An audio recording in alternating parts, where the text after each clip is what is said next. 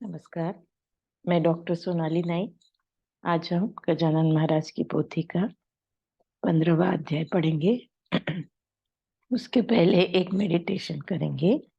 शांत बैठिए, आंखें बंद कर लीजिए, लंबी और गहरी सांस लीजिए, अपना ध्यान आज्ञा चक्र पर केंद्रित करिए। देखिए कि आप एक बहुत प्रसन्न और शांत जगह पर बैठे हैं। समंदर का किनारा है, लहरों की मधुर आवाज आपके कानों पर गूंज रही है, शीतल पवन बह रही है। आप बहुत शांत हो, प्रसन्न हो।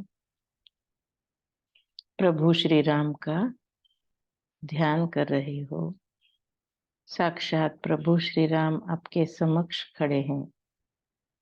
प्रभु को देखकर आप आनंदित होते हो, पुलकित होते हो, नतमस्तक होते हो। प्रभु ने आपको आशीर्वाद दिया है कि आप शारीरिक रूप से संपूर्ण स्वस्थ हो, मानसिक रूप से संपूर्ण सुदृढ़ हो, ऐहिक रूप से संपूर्ण सफल हो, सामाजिक रूप से संपूर्ण कार्यरत हो।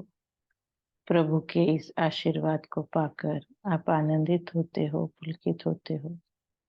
प्रभु की शक्ति का कवच आपके इर्द गिर्द हमेशा बना रहता है।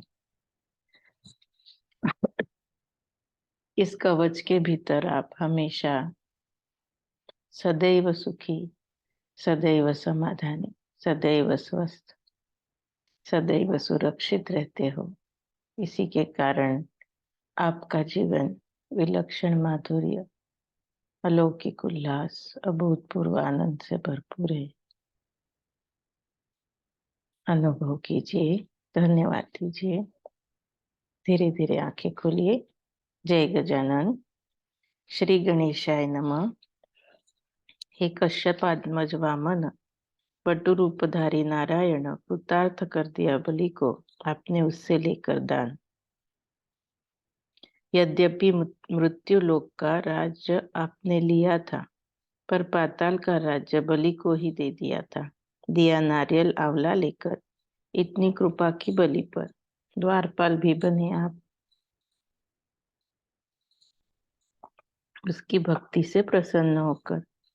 इस मनवंतर के बाद देवों पर करेगा राज पुण्यवान बलि, क्योंकि सर पर उसके आपका हाथ। संहिता चारों वेदों की बल में ही कंठस्थ की। हे अनंत भगवंत, प्रखर बुद्धि आपकी। अवतार आपके हुए कई, अवतार पर यह एक ही ऐसा रहा कि इसमें वध किसी किया ना आपने एक भी। शत्रु मित्रों के घर दिए, जलाए बिन भेद किए। अतः देव दानवों को आप समान रूप से वंदे हुए। देवों को प्रसन्नता दी, राक्षसों को भी रक्षा की। इस अवतार में आपने ईशत्व की साथ संभाल की। हे वामन, कई नमस्कार आपको मैं रहा हूँ कर। सिर पर दास गणों के अब रखना आप वरद कर। तिलक बाल गंगाधर, महाराष्ट्र का कोहिनूर, राजनीति निपुण था, दूरदृष्टि का था सागर। निज स्वतंत्रता के लिए अविरत प्रयत्न किए, वर्णन क्या मैं करूं उनका, उन्होंने जो साहस किए। कर्तृत्ववान था भीष्म सा, भारत माँ की दीनता दूर करने का प्रण किया, सत्य से नहीं था डिगता। बृहस्पति के समान वाक्पटु थे महान, इनके लेखन से गोरों की बहुत डरती थी जान। केवल अपने कर्तृत्व से, न किसी की मेहरबानी से, लोकमान्य उपाधि मिली उन्हें स्वयं ही बहादुरी से।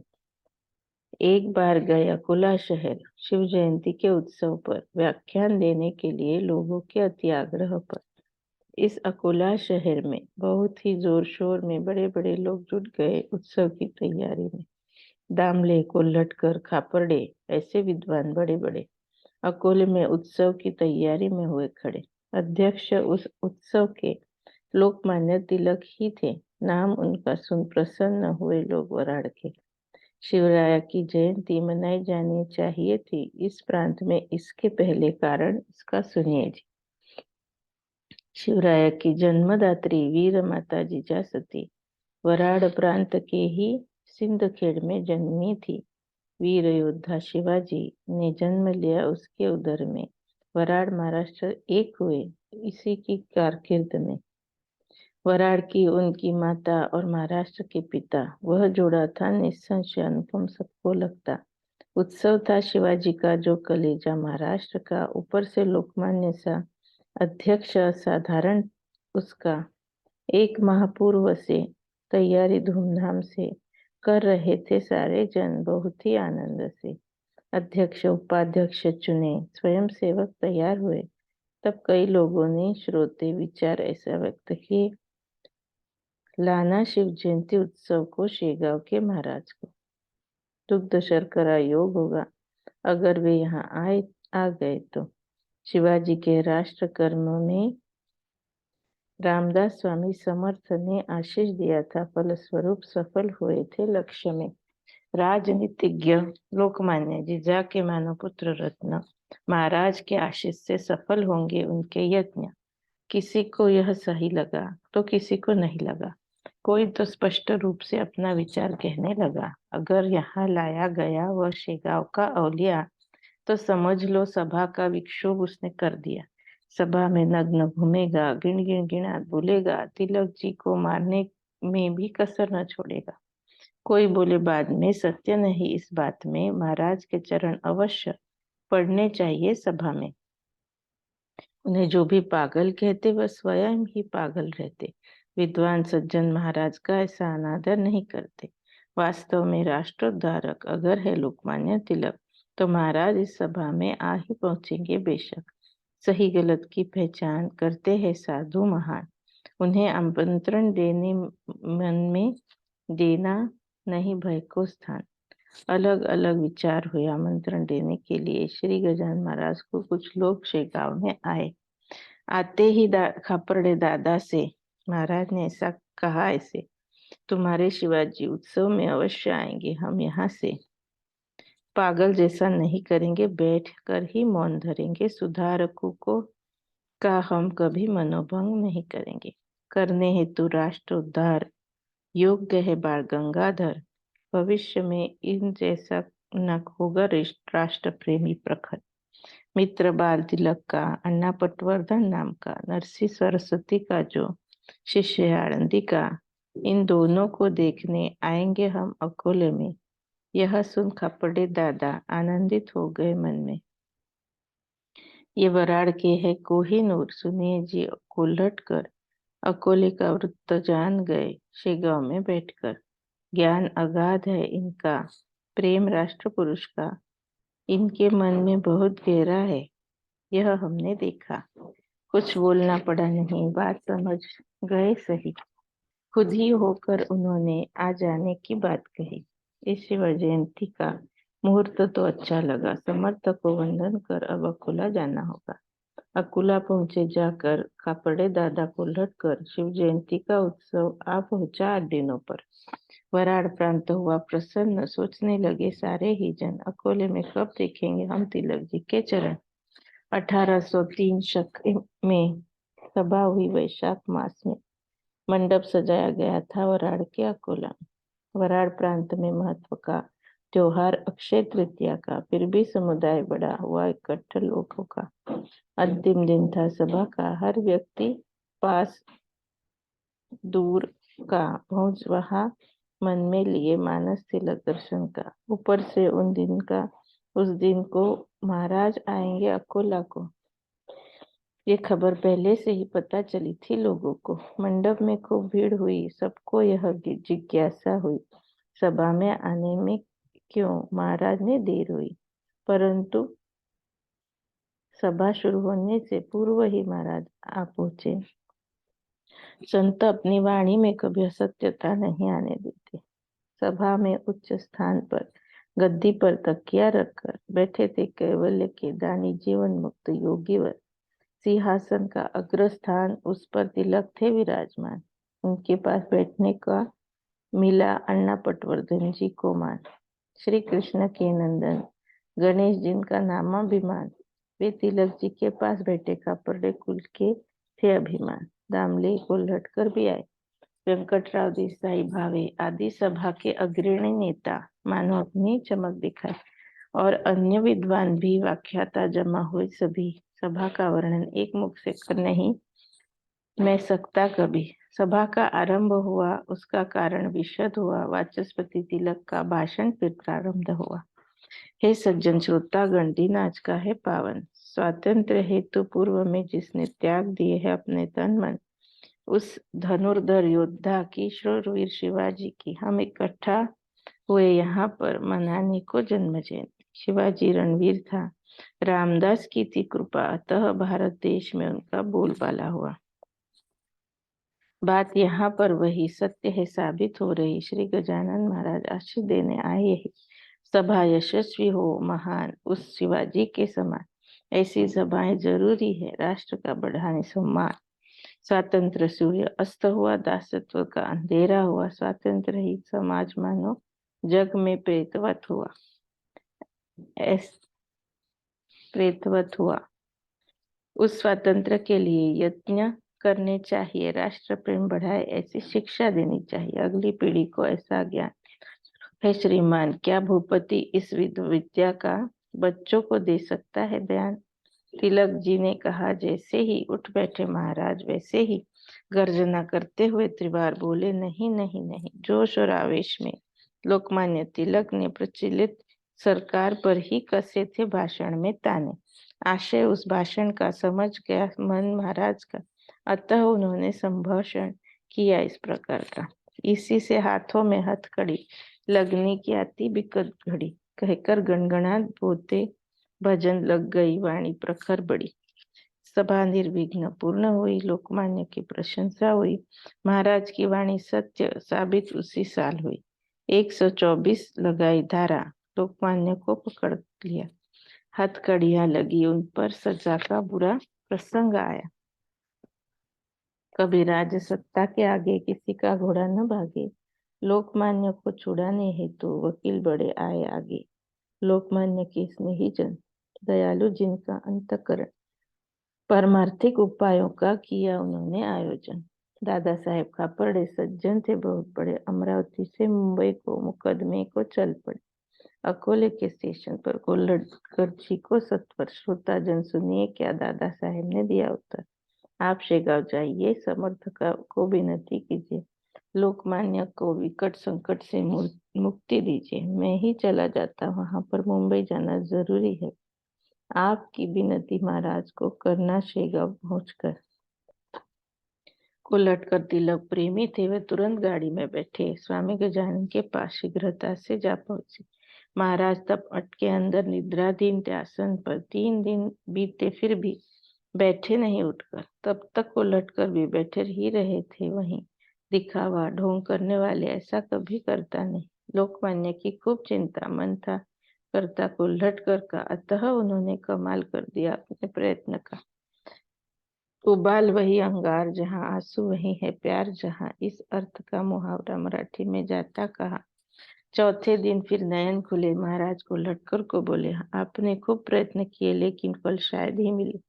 वीर शिवाजी छत्रपति रामदास के प्रिय अति, पर बादशाही राज्य में उन्हें कैद की सजा हुई ही थी।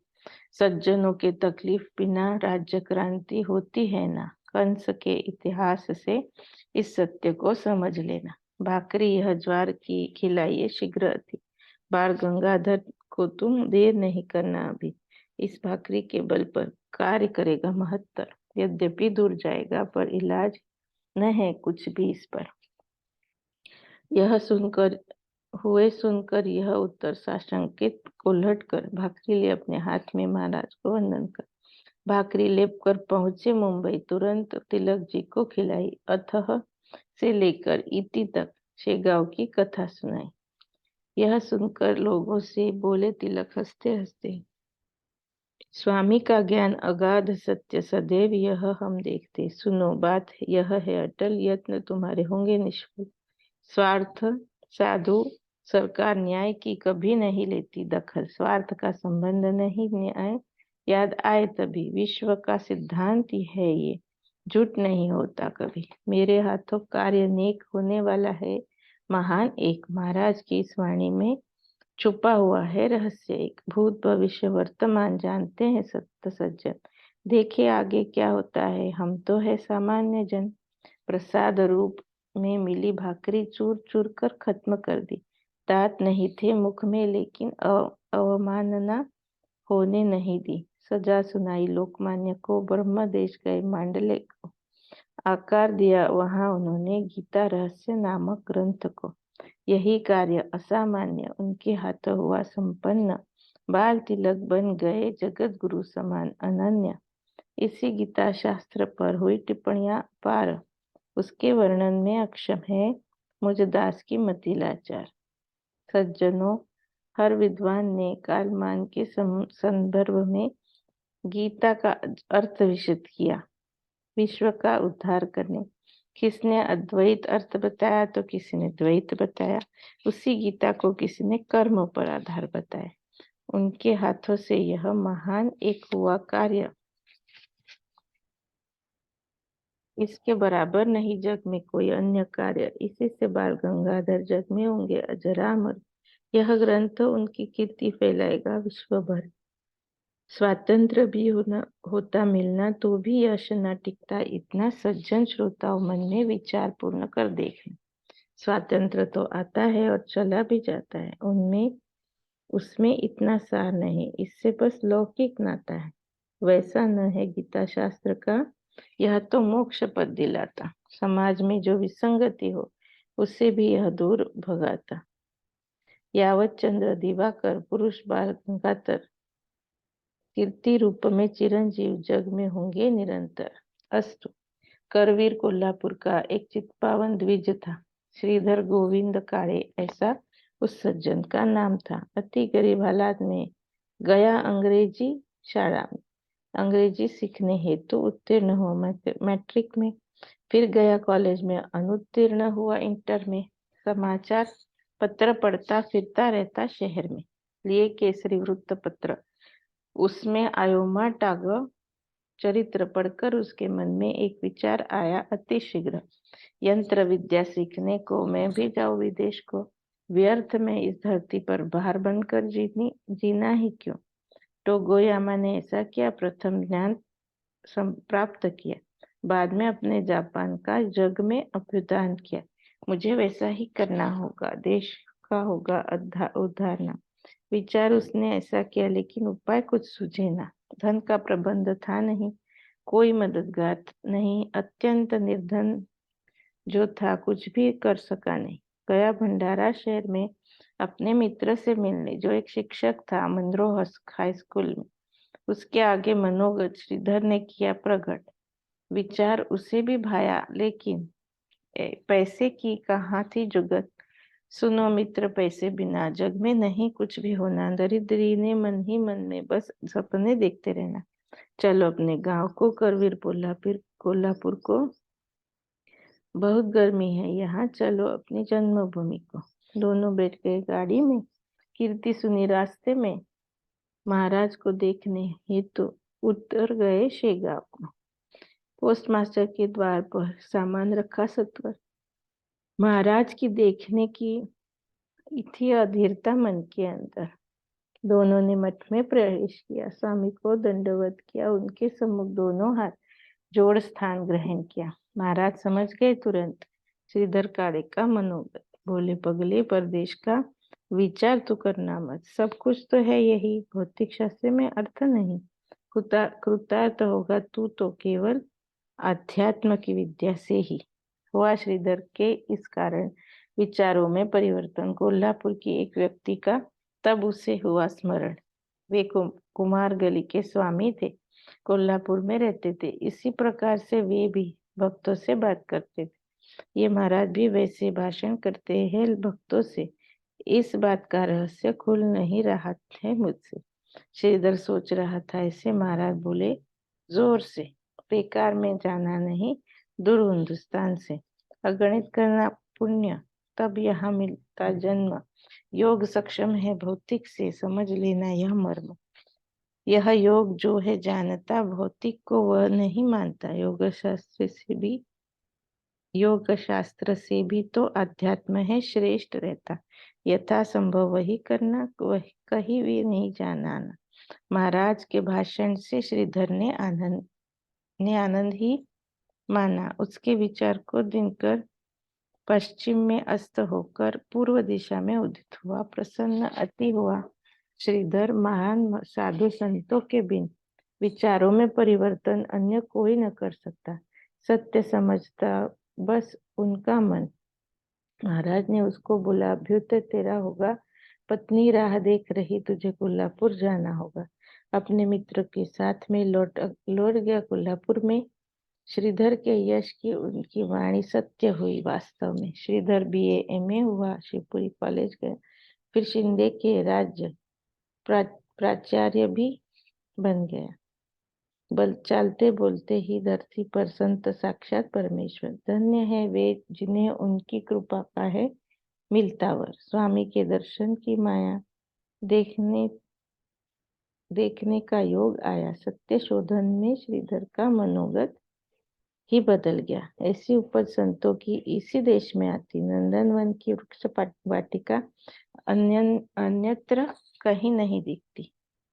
स्वस्ति श्रीदास गणो विरचित यह श्री गजानन विजय ग्रंथ परम भविक भक्तों को सदैव दिखाए सुपंथ।